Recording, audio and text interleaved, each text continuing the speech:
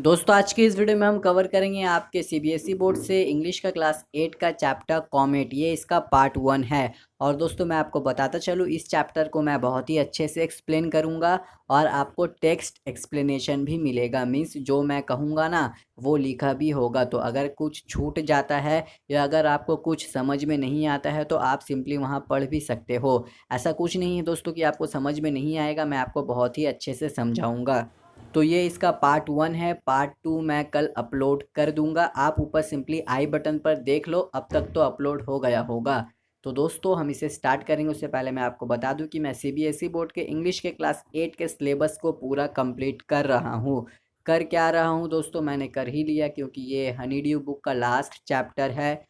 तो अगर आपको आगे हमारे चैनल से पढ़ना हो क्लास 9 में, 10 में, 11 में, 12 में, तो आप हमारे चैनल को सब्सक्राइब कर दें क्योंकि हम ऐसे ही सीबीएसई बोर्ड के इंग्लिश के सभी क्लास के सिलेबस को कंप्लीट करने वाले हैं।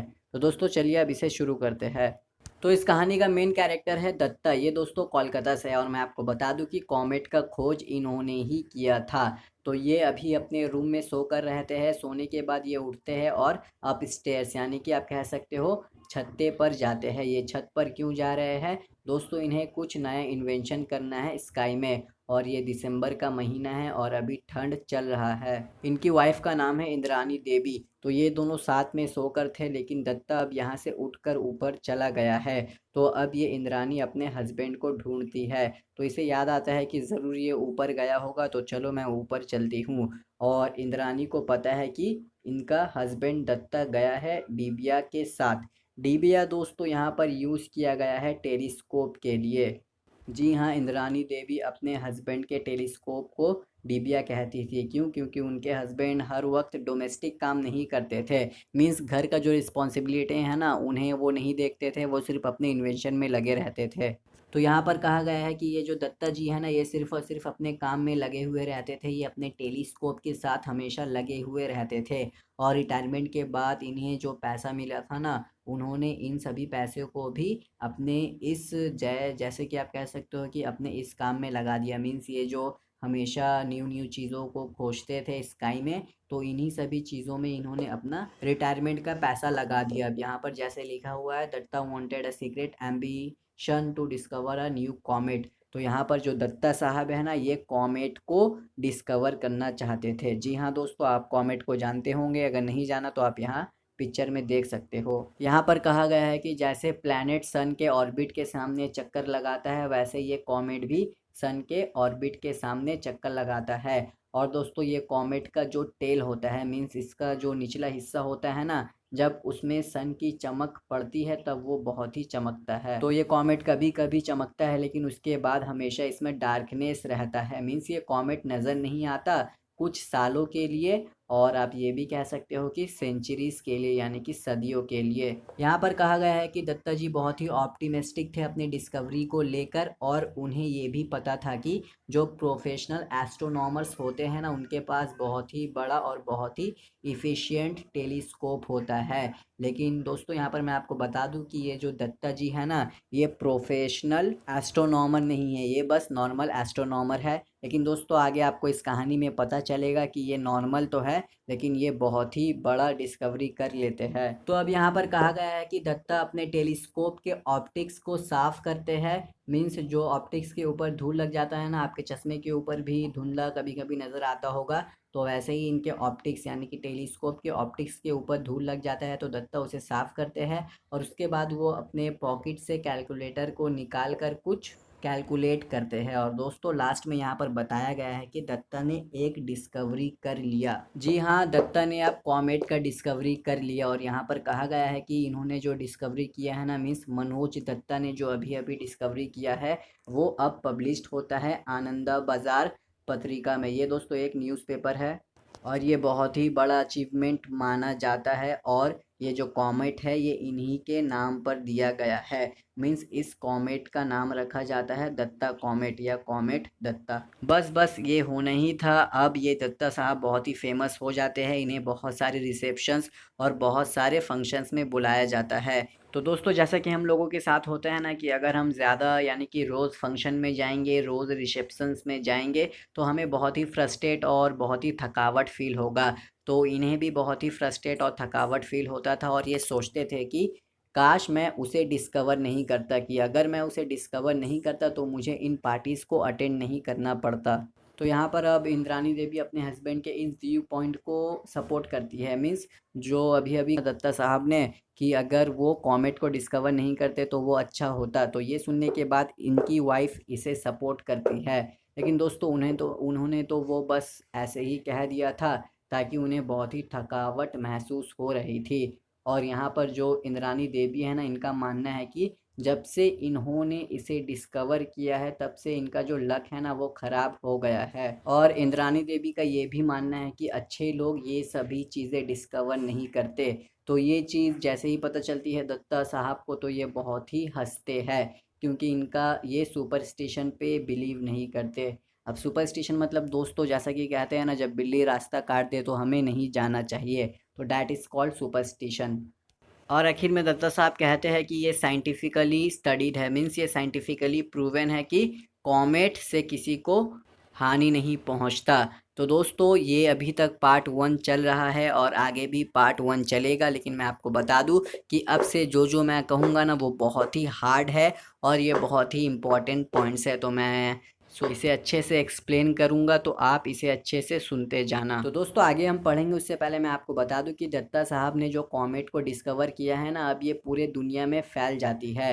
तो यहाँ से आप टेंस्ड मत होना, यहाँ पर हम बात कर रहे हैं इंडिया के बाहर के बारे में। तो दोस्तों ये है कैम्ब्रिज का किंग्स कॉलेज। तो दोस्तों अच्छे से सुनना। तो यहाँ पर है एक बंदा डॉक्टर जेम्स फॉरसिथ। तो आपके बुक में कैसा है दोस्तों, आपके बुक में कहीं पर बताया गया है जेम्स और कहीं पर ये लिखा गया है डॉक्टर फॉरसिथ। तो यहाँ पर आपको कंफ्यूज नहीं होना है, क्योंकि ये जो जेम्स है और ये जो डॉक्टर फॉरसिथ है ये एक ही बंदा है। तो अगर आप अपने बुक को देखोगे तो वहाँ पर आपको मिलेगा, लेकिन दोस्तों यहाँ पर मैंने अच्छे से लिखा है तो आपको अच्छे से समझ में आ जाएगा। तो इस कॉलेज में अभी ये सभी लोग हैं। तो यहाँ पर ये जो डॉक्टर जेम्स फॉरसिथ है ना, मैं इसे दोस्तों सिर्फ डॉक्टर जेम्स कहता हूँ, सिर्फ जेम्स कहता हूँ। तो यहाँ पर ये जो जेम्स है ना इसे बुलाते हैं जॉन मैकपर्सन। तो दोस्तों ये कौन है, ये डिफेंस साइंस एडवाइज़र है, याद रखना आप। तो यहाँ पर डॉक्टर जेम्स को एक नोट मिलता है और ये जो नोट है ना ये डॉक्टर जेम्स का ही है। यहाँ पर दोस्तों इसीलिए लिखा हुआ है he was given his note by provost. अब प्रोवोस्ट क्या होता है दोस्तों, प्रोवोस्ट कहते हैं, आप कह सकते हो कि किसी कॉलेज का या किसी यूनिवर्सिटी का प्रिंसिपल, यानी कि सबसे बड़ा इंसान उस कॉलेज या उस यूनिवर्सिटी का। तो यहाँ पर प्रोवोस्ट ने डॉक्टर जेम्स फॉरसिथ को एक नोट दिया। तो अब नोट दे दिया दोस्तों, अब यहाँ से डॉक्टर जेम्स फॉरसिथ आगे बढ़ते हैं। क्यों, क्योंकि तो आपको मैंने बताया कि जॉन मैकपर्सन ने डॉक्टर जेम्स को बुलाया है। तो ये डॉक्टर जेम्स जाते हैं तो रास्ते में इन्हें मिलता है जॉनसन। अब ये जॉनसन कौन है दोस्तों, ये है the security officer at a Whitehall who took him 90 minutes to reach the chambers of sir John MacPherson. तो आप साफ साफ समझ लीजिए, ये जो जॉनसन है ये एक सिक्योरिटी गार्ड है, यानी कि सिक्योरिटी ऑफिसर है। रुको रुको, तुम थोड़ा कंफ्यूज हो गए हो, मुझे ऐसा लग रहा है। तो आपको यहाँ पर ज़्यादा कुछ याद नहीं रखना है, आपको सिर्फ इतना याद रखना है कि डॉक्टर जेम्स फॉरसिथ को जॉन मैकपर्सन ने बुलाया। तो अब डॉक्टर जेम्स फॉरसिथ जॉन मैकपर्सन के पास जाते हैं और रास्ते में उन्हें जॉन मैकपर्सन के पास जो बंदा पहुंचाता है ना वो है जॉनसन। बस आप इतना याद रखना। और दोस्तों अब यहाँ से जॉनसन गायब, मीन्स अब हम उसके बारे में नहीं पढ़ेंगे, तो ये कन्फ्यूज़न अब थोड़ा कम हो गया। तो अब से हम सिर्फ पढ़ेंगे डॉक्टर जेम्स और जॉन मैकपर्सन के बारे में। तो दोस्तों अब यहाँ पर ये जो जेम्स है ना ये पहुँच चुका है जॉन के पास। तो अब ये जो जॉन है ना ये इसे ग्रीटिंग्स देता है, मीन्स जॉन डॉक्टर जेम्स को ग्रीटिंग देता है। ग्रीटिंग देना मतलब दोस्तों हाय हेलो कहना, आप ये मत समझ लेना कि वो गिफ्ट का डब्बा उब्बा होता है। ग्रीटिंग्स मतलब हाय हेलो करना। तो ये लोग दोनों हाय हेलो करते हैं, उसके बाद याद रखना अच्छे से, इसके बाद ये जो जॉन है ना ये एक टाइप स्क्रिप्ट देता है जेम्स को। एक बार फिर से मैं आपको कह दूं कि यहाँ पर जेम्स पहुँच चुका है और अब सर जॉन इसे हाय हेलो कहता है और उसके बाद एक टाइप स्क्रिप्ट देता है जेम्स को। अब ये टाइप स्क्रिप्ट क्या है, तो दोस्तों सबसे पहले इसे जानना ज़रूरी है ये नेचर दोस्तों एक डिपार्टमेंट है जहाँ पर ये टाइप स्क्रिप्ट पब्लिश्ड होगा। आप कह सकते हो कि ये नेचर एक कंपनी है। तो अब हम जानते हैं ये टाइप स्क्रिप्ट क्या है। तो दोस्तों हमने जो पहले पढ़ा था दत्ता के बारे में जिन्होंने कॉमेट डिस्कवर किया था, तो इस टाइप स्क्रिप्ट में लिखा हुआ है कि अगर वो कॉमेट हमारे धरती से टकराएगा ना, तो धरती में जितने भी लोग रहते हैं वो नहीं बचेगा। तो मीन्स इसमें उसी कॉमेट के डिस्ट्रक्शन के बारे में लिखा हुआ है। तो दोस्तों अब मैं आपको बताऊंगा एक मज़े की बात। तो ये जो पब्लिश्ड होने वाला है ना, इसमें जैसा कि मैंने आपको बताया लिखा हुआ है कि क्या क्या डिस्ट्रक्शन होंगे। तो यहाँ पर कहा गया है कि the impact of the coalition of the comet would be catastrophic. Catastrophic मतलब दोस्तों सडन डैमेज, मीन्स अचानक से डैमेज हो जाना। मीन्स अगर ये कॉमेट भारत में आएगा या वर्ल्ड में आएगा तो ये जो धरती है ना पूरा डैमेज हो जाएगा। तो यहाँ पर अब जो सर जॉन है ना जिन्होंने जेम्स को बुलाया था, तो ये चाहते हैं कि ये जो डिस्ट्रक्शन यानी कि ये जो डैमेज होगा इसे कैसे अवॉइड करें, मीन्स इस डैमेज से हम कैसे बचें। सो इसीलिए इन्होंने जेम्स को यहाँ पर बुलाया है और अब ये चाहते हैं कि दुनिया से बहुत ही जो एक्सपर्ट लोग हो वो यहाँ पर आए एक अर्जेंट मीटिंग में, ताकि ये कॉमेट को लेकर बात कर सके। सो यहाँ पर रुककर मैं आपको कुछ बता दूं क्योंकि मुझे लग रहा है कि आप थोड़ा सा कंफ्यूज अभी हो रहे हो। तो दोस्तों यहाँ पर डॉक्टर जेम्स ने जिस स्क्रिप्ट को बनाया था ना, सर जॉन कहते हैं उनसे, means sir John doctor James से कहते हैं कि आप उसे पब्लिश्ड ना करें, क्योंकि अगर आप पब्लिश्ड कर दोगे तो दुनिया में पूरा ये फैल जाएगा, मीन्स लोग डर जाएंगे इसे पढ़ने के बाद। तो अब यहाँ पर सर जॉन सर जेम्स को सजेस्ट करते हैं कि हमें इस न्यूज़ को दबा देना चाहिए, मीन्स इसे पब्लिश्ड नहीं करना चाहिए। ये दोनों चाहते हैं कि ये चीज़ पब्लिश्ड ना हो, क्योंकि ये पब्लिश्ड हो गया तो लोगों में महामारी मच जाएगी, सब डर जाएंगे। तो यहाँ पर दोस्तों ये पब्लिश्ड नहीं होगा।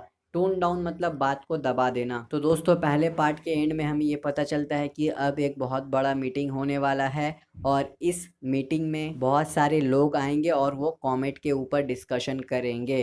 तो दोस्तों बहुत ही हार्ड चैप्टर था, मुझे स्क्रिप्ट बनाने में बहुत टाइम लगा और बहुत मेहनत भी लगा दोस्तों। तो एक सब्सक्राइब तो बनता है। तो दोस्तों जल्द ही मिलेंगे आपसे नेक्स्ट वीडियो के साथ, मीन्स नेक्स्ट चैप्टर के साथ।